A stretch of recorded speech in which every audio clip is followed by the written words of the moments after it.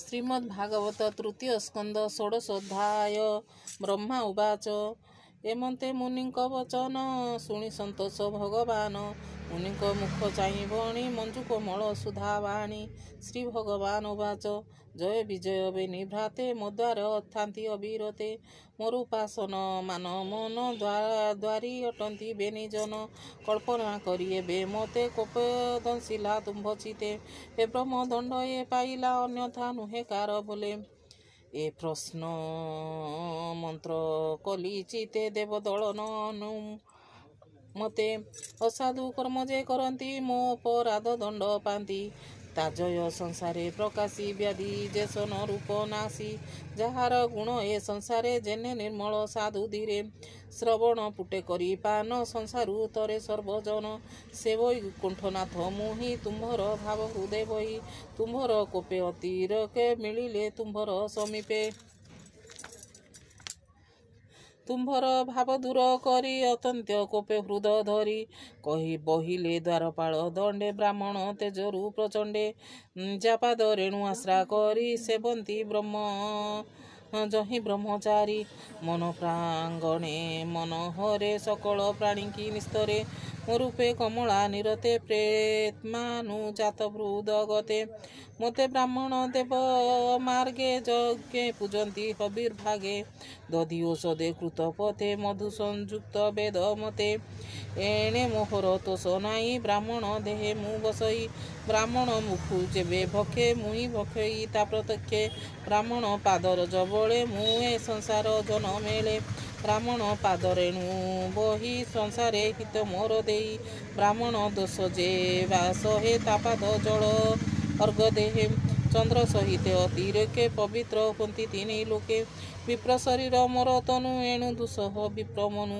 ଯେ ଭେଦ ବୁଦ୍ଧି ନ ବିଚାରି ମତେ ଚିନ୍ତନ୍ତି ଜ୍ଞାନ କରି। ବ୍ରାହ୍ମଣ ଅପରାଧ କଲେ କେବେ ହେଁ ସଂସାରୁ ନତରେ। ବ୍ରାହ୍ମଣ ଗାଭୀ ଦୁଗ୍ଧବତୀ ରକ୍ଷକ ହୀନ ପ୍ରାଣ ଚିନ୍ତି। ଏ ଯେ ଅଟନ୍ତି ମୋ ଶରୀର ଏ କଥା ନିଶ୍ଚୟ ଆମ୍ବର। ଏହାଙ୍କୁ ଭେଦ ସୃଷ୍ଟି କଲେ ନା ପାପ ନାଶଇ ଦୃଷ୍ଟି ବଲେ। ଯମର କ୍ରୋଧ ରୂପୀ ଦୂତ ଚଞ୍ଜୁରେ ନାଶ ସୁଦୃଷ୍ଟି ପଥ। ବ୍ରାହ୍ମଣ ଦେହ ଦ୍ରୋହୀ ଚିନ୍ତି ଏ ଭବ ସିନ୍ଧୁ ନ ତରନ୍ତି। ତୁମ୍ଭର ଗତି ଭଜି ନିତ୍ୟ ଭ୍ରମନ୍ତି ଘୋର ମାୟା ପଥେ।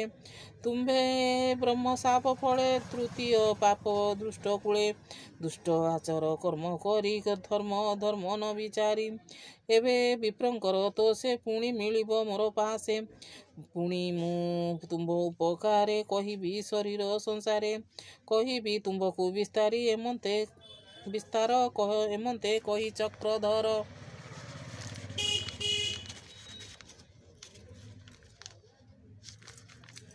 ଏମନ୍ତେ ବିଷ୍ଣୁ ମୁଖ ବାଣୀ ସନ୍ତୋଷେ ବିପ୍ରବର ଶୁଣି। ବିଷ୍ଣୁର ଭକ୍ତି ହୃଦେ ବହି କହନ୍ତି ଶିରେ କରେ ଦେଇ। ଦ୍ୱାରପାଳ ଉବାଚ ବୋ ଦେବ ଦେବ ଲକ୍ଷ୍ମୀ ପତି ଆମ୍ଭେ ନ ଜାଣୁ ତୋର ଗତି। ଆମ୍ଭକୁ ଅନୁଗ୍ରହ କରି ଯାହା କହିଲ ନରହରି। ବ୍ରାହ୍ମଣ ଦେବତା ମହିମା ତୋ ଗତି ନ ଜାଣନ୍ତି ବ୍ରହ୍ମା। ତୁ ପୁଣି ବିପ୍ରଦେବଙ୍କର ଆତ୍ମା ହୃଦ ଶକ୍ତିଧର। ସକଳ ଘଟ ତୋର ବାସ ତୁ ନାଥ ସର୍ବଜ୍ଞ ପୁରୁଷ। ଧର୍ମ ତ ଶରୀରୁ ପ୍ରକାଶ ଯେ ଧର୍ମ ସୃଷ୍ଟି ପାପ ନାଶ। ତୁ ନାଥ ନିର୍ବିକାର ବ୍ରହ୍ମ ଯେ ଦେବ ଦେବ ବୁଦ୍ଧି କର୍ମ। ତାହାଙ୍କ ଅନୁଗ୍ରହେ ଜନ୍ମ ଧନ ସଞ୍ଚୟ ଦେଇ ମନ। ତୋ ପାଦ ପଦ୍ମ ସେବା ଫଳେ ମୃତ୍ୟୁ ଜିଣଇ ଭବୁ ଜଳ ହେଳେ। ତୁ ଅଟୁ ଏମନ୍ତ ପୁରୁଷ ଅନ୍ୟର ଅନୁଗ୍ରହ ଆସ। ଅନ୍ୟାନ୍ୟ ଅର୍ଥ କାମ ଜନ ଲକ୍ଷ୍ମୀ ସେବନ୍ତି ଅନୁଦିନ।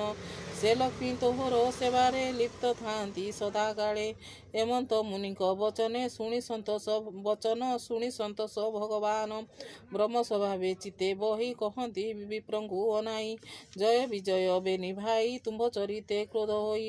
ଅସୁର ଯୋନିଏ ପାଇବେ ସୁହୃଦ କର୍ମ ଆଚରିବେ। ପୁଣି ଯେମନ୍ତ ମୋର ପୁରେ ସୁବର୍ଣ୍ଣ ବେତ ଧରି କରେ। ପୁଣି ଏ ବୈକୁଣ୍ଠରେ ପାଶେ ଯେବେ ତୁମ୍ଭର ମନ ତୋଷେ। ଏ ଚାରି ମୋହର ନନ୍ଦନ ତତ୍କ୍ଷଣେ ଆନନ୍ଦ ବଚନ। ବିଷ୍ଣୁର ମୁଖୁ ଶୁଣି ତୋଷେ ବେଗେ ମିଳିଲେ ବିଷ୍ଣୁ ପାଶେ। ସ୍ୱଭାବେ ବିଷ୍ଣୁର ଭୁବନ ଯହିଁ ନ ଯାନ୍ତି ଦୁଷ୍ଟ ଜନ। ଭୁବନେ ଯହିଁ ନ ଯାଆନ୍ତି ଦୁଷ୍ଟ ଜନେ। ବିଷ୍ଣୁର ପାଦେ ସେ ନ ମିଲେ ଆନନ୍ଦେ ନିଜ ସ୍ଥାନ ଗଲେ। ଦ୍ୱାରପାଳଙ୍କ ମୁହଁ ଚାହିଁ କହନ୍ତି ପ୍ରଭୁ ଭାବଗ୍ରାହୀ। ତୁମେ ଯେ ଧରଣୀ ମଣ୍ଡଳେ ଜନ୍ମିବ ସୁରଙ୍କ କୋଳେ। ତୁମ୍ଭ କୁଶଳ ମୁଁ କରିବି ତୃତୀୟ ଜନ୍ମେ ଉଦ୍ଧାରିବି। ଏତକୁ ଶୋଚନା ନ କର ମୋର ବଚନ ଦୃଢ଼େ ଧର। ମୁଁ ଅବା ସମର୍ଥ ଅଟଇ ବ୍ରାହ୍ମଣ କୋପକୁ ଡରଇ। ସେ କଥା କମଳା ସମୀପେ ମୁଁ କହି ମୁଁ ଅଛି ପୂର୍ବ କଳ୍ପେ। ବ୍ରହ୍ମା ହେଳନ ଯେ କରନ୍ତି ମୋର ଦୋଷରେ ସେ ଭ୍ରମନ୍ତି। ତୁମ୍ଭର ଧାରଣା ନିମନ୍ତେ ମୁଁ ଦେହ କହିବି ଜଗତେ। ଯେ କୀର୍ତ୍ତି ରହିବ ମୋ ଯଶ ଶୁଣନ୍ତେ ପାପ ଜୀବନାଶ।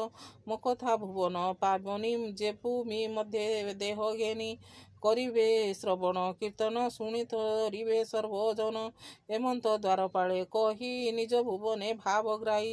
ବସିଲେ କମଳାର ମେଳେ ଆବୃତ୍ତି ବିମାନ ସୁସଙ୍କୁଳେ। ସେ ଦ୍ୱାରପାଳ ବେନି ଭାଇ ଭାଳନ୍ତି ଚାରିଦିଗେ ଚାହିଁ। ତକ୍ଷଣେ ଅଧର ଶୁଖିଲା ଆତ୍ମାରୁ ବିଷ୍ଣୁ ତେଜ ଗଲା। ତକ୍ଷଣେ ହତଗର୍ବ ହୋଇ ଅଧବଦନ ବେନି ଭାଇ। ବିଷ୍ଣୁର ଭୁବନ ପଡ଼ନ୍ତେ ଆହାସବୋଧ ଶୂନ୍ୟ ପଥେ। ସେ ବେନି ବୀର ଏକ ଭାବେ ତକ୍ଷଣେ ପଶି ଦିତି ଗର୍ଭେ। କଶ୍ୟପ ବିଜେ ଆଶ୍ରା କରି ଏଣୁ ଭୁବନ ଲୋକେ ହରି ଡରି। ସେ ବେନି ଅସୁରଙ୍କ ଦର୍ପେ ତିନି ଭୁବନ ଦିଶେ କଳ୍ପେ। ସେ ବିଷ୍ଣୁ ସୃଷ୍ଟିର କାରଣ ଅନାଦି ପ୍ରଭୁ ନାରାୟଣ। ଯା ମାୟା ନ ଜାଣନ୍ତି କେହି ସଂସାର ମଧ୍ୟେ ଦେହ ବହି। ଆମ୍ଭ ସକଳ ଯାଚରଣେ ଆଶ୍ରୟ କରି ଭୃତପଣେ। ଏ ଭବ ଘୋର ଭୟଙ୍କର ଖଣ୍ଡିବେ ପ୍ରଭୁ ଚକ୍ରଧର। ଏମନ୍ତ ଦେବଗଣ ମଧ୍ୟେ ବିଧାତା କହିଲେ ଆନନ୍ଦେ। ସେ ହରି ବ୍ରାହ୍ମଣ ବତ୍ସଳେ ସୁଜନେ ଚିତ୍ତ ଧ୍ୟାନ ବଳେ। ସେ କୃଷ୍ଣ ଚରଣ ପଙ୍କଜେ ବ୍ରାହ୍ମଣ ଜଗନ୍ନାଥ ଭଜେ। ଇତି ଶ୍ରୀମଦ୍ଭାଗବତେ ମହାପୁରାଣ ପାରମହଂସ ସଂହିତାଏ 82 ତୃତୀୟ ସ୍କନ୍ଧେ ଜୟ ବିଜୟ ଶାପ ବର୍ଣ୍ଣନେ ନାମ ଷୋଡ଼ଶୋଧ୍ୟାୟ। ଶ୍ରୀମଦ୍